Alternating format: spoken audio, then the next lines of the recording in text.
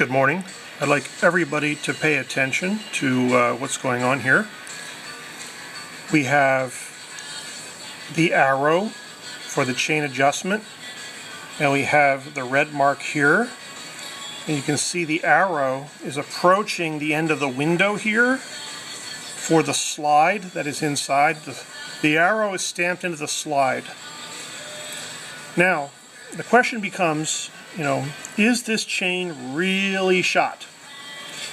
This indicator, according to the book, because the arrow has two arrows on both sides, okay, that indicator, if you can see it in there, is about at the red mark. Just about. And it kind of makes sense. It's near the edge of the window, and you can see there's a lot more room over here, and way out here on this other end, there's a lot of threads on the end of that bolt. So, what should I do? I mean, this chain's not going to be easy to get off. You can see here that it's riveted on.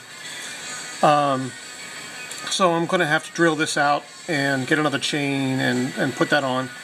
I could just go to the dealer and have them do it, and that's fine. I like doing things myself. We'll just see later. I really want to know, is my chain really worn out? So I'm going to maybe check it a little bit by measuring it and see what's going on. You can see from the cover here, there's no way to see the condition of your chain. Usually you have to take this off here, so the bottom shield, and then you can get at this part.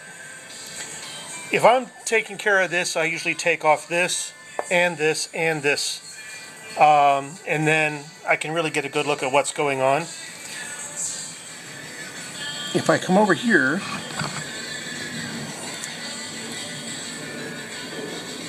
I can't pull those teeth away from the chain. So the chain is on the sprocket. It's really good, right? So it's not sitting there loose. The chain's actually really tight. This is a really good chain. This is not the Honda stock chain. It is an aftermarket chain. And I find that with my weight, I can stretch the chain out in a month or two.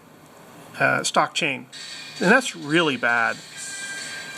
So what I want to do is I want to double check before I just go buy another chain. So what I'm going to do is look up this chain and look up the number of links in it and see what's going on, and decide whether or not to replace it, or just tighten it up and ride with it like it is. While looking very closely and shining a bright light onto the teeth of the rear sprocket, I can tell that the symmetry of the teeth are really good.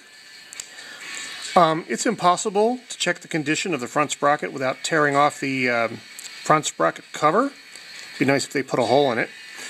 But nope, can't see a thing unless you take that cover off. So a good way to judge what's going on is to look at the teeth of your back sprocket. I intend to replace both of these at the same time, and that's a good position for the light right there. So when the chain goes bad and I notice some symmetry problems, I'm going to replace the chain and the sprockets.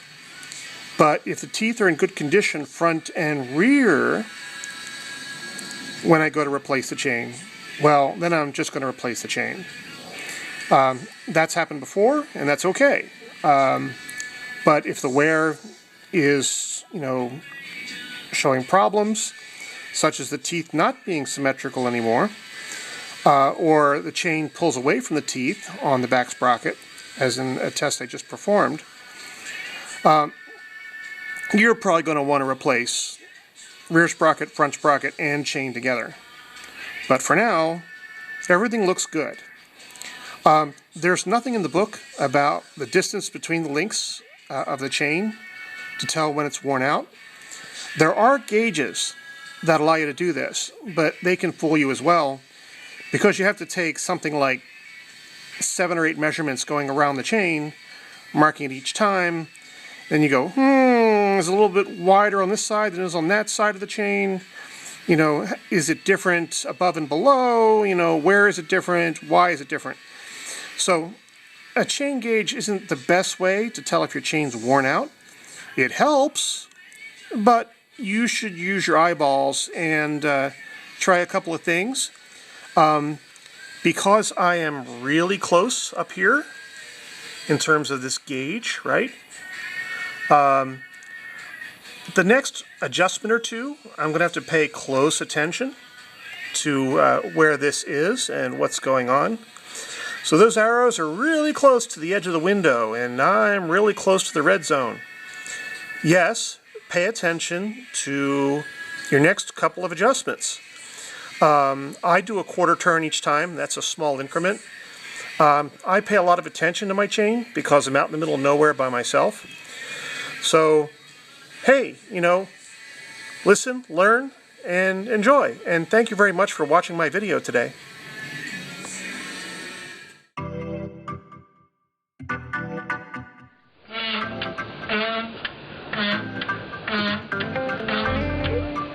So that's something I've had to put up with for about 3,000 miles. It's kind of getting ridiculous that I can't seem to get this thing fixed. Ongoing issues all the time.